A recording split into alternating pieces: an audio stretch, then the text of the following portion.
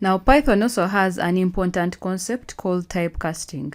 Typecasting is the process of converting a variable from one data type to another. And this is especially useful when you need to perform operations that require specific data types.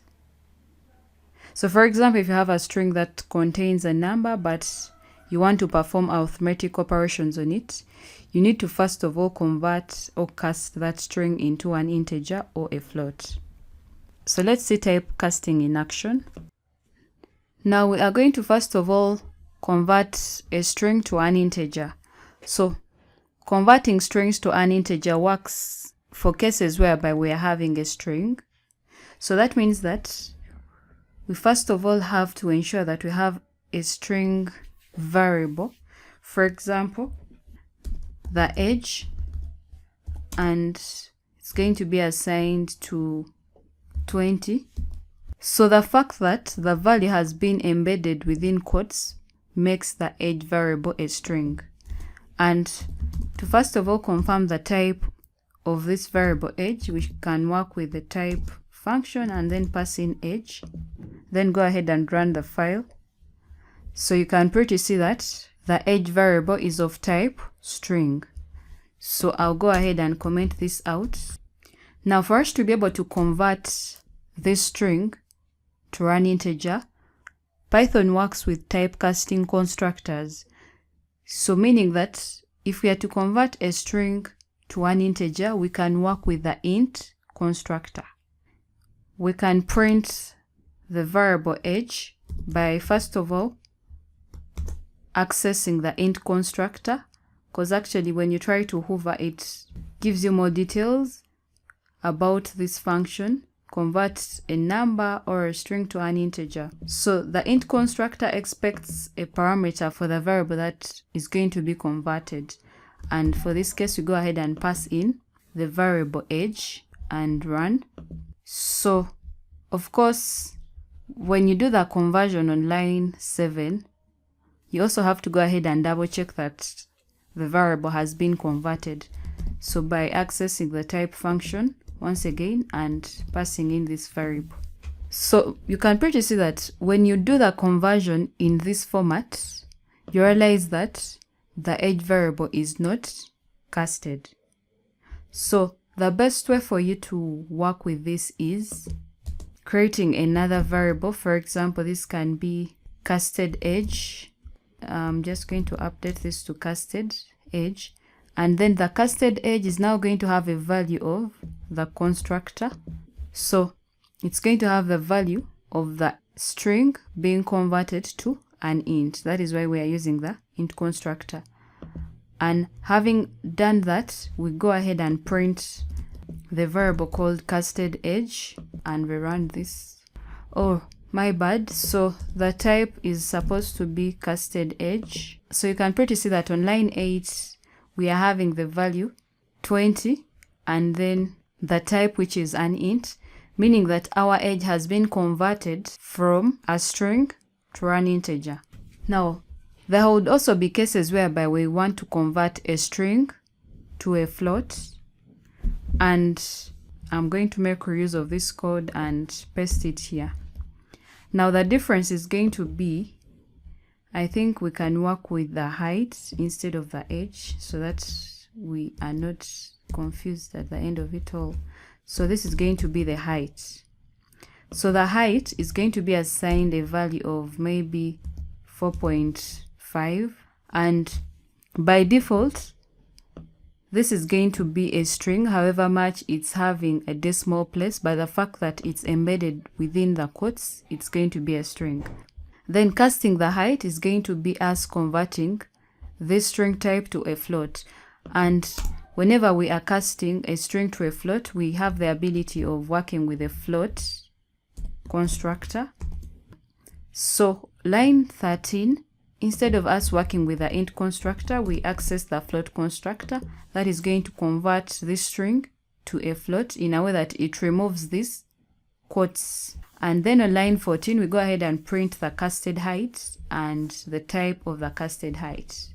Alright, so for now we can comment this other part out such that we focus on the output of the string to float conversion. So when I run the file, we can see that on line 12, by default, we are having a string.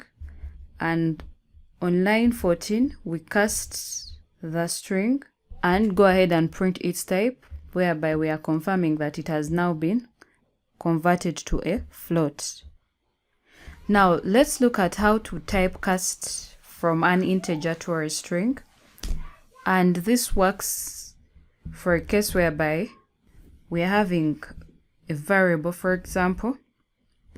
We can call this the student age, and the student age is assigned to 20. Oh, my bad. And the student age is assigned to maybe a value of 20. And we are also having the student name as Mary. Then you go ahead and print the student name, whereby we want to say I am. Then we concatenate. So the way we concatenate strings and these other variables is one, by working with string concatenation, but don't mind this. We are going to look at the string concatenation furthermore. So I am. Then, for example, a student wants to say that I am Mary plus the age. So this is going to be I am. So cases whereby we want to pass in Mary, we pass in the student variable name. Oh, my bad. This has to be within the parentheses. So this is going to be student name, whereby it's supplemented with the name for Mary. So I am Mary. Then we concatenate this with and I am, then plus hires. So we want to say that I am 20 years old. So for us to pass in the 20, we access it with the student age, then plus years old defined independently with some space. So I'm going to go ahead and run this file. Now, when I run this file, we are getting an error that can only concatenate a string, not int to a string. So what is happening here is that we are having a string concatenation, whereby we are trying to join different strings. And at this point of time, we are passing in an integer, which cannot work out with string concatenation. So for such a case, you always have to ensure that you are casting or converting the student age to a string such that it can be concatenated with these other strings. And the way we do the conversion is by working with a string constructor that converts an integer to a string.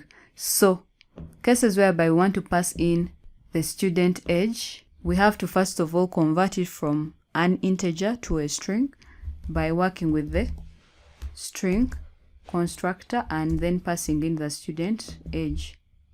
So let's rerun this up. So you can pretty see that when we cast the age, we are now getting I am Mary and I am 20 years old. Now let's look at how to work with typecasting, where we are converting a float type to a string type. So I'm going to just make use of what we had, and instead of student name, we are going to update this to student height. So this is going to be the student height. Of course, these are examples. You can work with any other variable name as long as you ensure that the value is what we are working with, or a data type that we are working with. So now the student type here is going to be, so converting a float to a string, we first of all have to ensure that the student height is of type float. So this can be 5.8, and we can keep in place the student name. So this is going to be I am Mary and I am, then the student height, and then we can say fit. Actually, it could be better if we say my height is, then we delete all this up. So my height is, now since we want to pass in the student height, which is a float, we have to cast it to a string. And of course, casting it to a string is working with a string constructor and passing in this student height variable. Now, there would also be cases whereby you want to define a different variable that is going to store the casted value. So this can be casted student height, then we assign it the value of the casting type, and then on line 26 for our print statement, we update it to my height is, then we just pass in the casted student height. So I'm going to go ahead and run this up very fast. You can pretty see that we have my height is 5.8 feet. So how about if this wasn't casted and we are only passing in the student height? Then we are going to have a type error whereby we can only concatenate a string, not a float to a string. I hope that was clear enough for you. Now, one other thing to note is cases whereby you are working with the F string formatter. The F string formatter is that it automatically does the typecasting for you. For example, if we want to go ahead and print the student name and the height, you do not have to cast. It automatically does the casting, whereby you just access, for example, the student name and then the student height or the student age together with the student height. And then if we go ahead and run, you can pretty see that we are having Mary, then 20, then 5.8. So whenever you work with the F string formatter, the typecasting is automatically done for the string concatenation. So additionally, let's look at string concatenation, where we join strings together. We have actually looked at examples of string concatenation while casting, for example, on line 20 and line 26. So with string concatenation, we join different variables that are strings together. For example, if we have a variable like greeting that stores a value like hello, and then a name whereby the name is going to be Gorret, and then a variable called message that is going to store the greeting variable and the name variable concatenated together, and also pretty customized with some characters. So the output of the message is going to have a value called hello with a comma, then Gorret with an exclamation mark. So this is going to be greeting, and though we concatenate is working with a plus symbol. So this is going to be plus, and we want to add a comma, then some space, then we concatenate it with the name, then plus an exclamation mark. Then once that is done, we are going to go ahead and print the message. So when we run the file, we can see that our message is hello Gorret with an exclamation mark. So you also saw examples of string formatting. So I'm going to create a file, stringformatting.python, and I'm just going to copy this up all through and paste it here. And this is going to be updated to string formatting.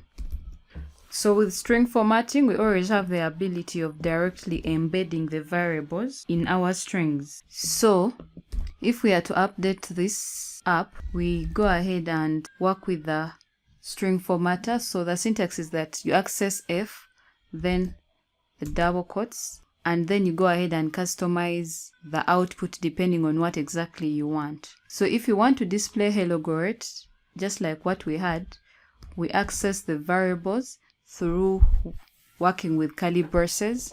So this is going to be greeting, then we saw that we had a comma, then the name, and then an exclamation mark. So you can see that it's the same output. Then we can also go ahead and work with formatting, whereby we have the age, and then the age is going to be assigned to 23. Then we print the output, whereby we say hello, I'm Gorret and I'm 23 years old. So the hello is being stored using greeting variable hello, I am, then the name, we pass in the name, and I am, then the age, 23 years old. Then go ahead and run this up. So you can pretty see that it's saying, hello, I am Gorret and I am this much old. So now let's look at operations that can be done on strings. So this is going to be string operations. So Python strings always come with a bunch of built-in methods that make it easy to manipulate the text. For example, we can change the case, the text case, from uppercase to lowercase.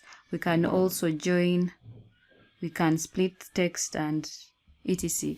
So let's have some examples like changing the case. So changing the case, we are going to have a variable called name that is going to store a person's name. Let's just work with your personal one. So I'm working with mine anyway.